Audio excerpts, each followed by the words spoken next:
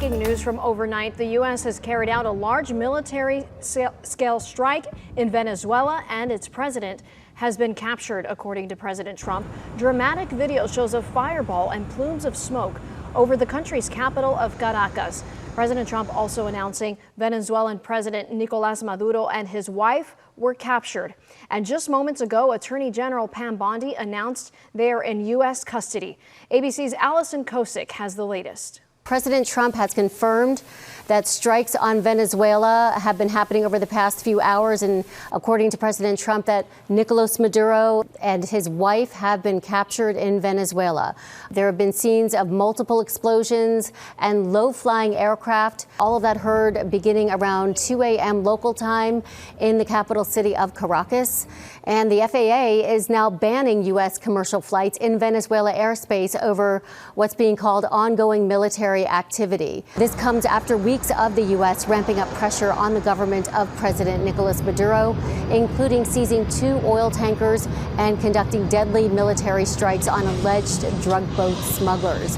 This week, the Pentagon released video of 2 vessels being hit, saying they were moving along known narco trafficking routes and engaging in narco trafficking. At least 115 people have been killed in more than 30 strikes since September. The U.S. also deploying a large-scale buildup of military forces and assets in the Caribbean. In recent weeks, President Trump declaring that Venezuelan airspace should be considered closed in its entirety. So how far would you go to take Maduro out of office?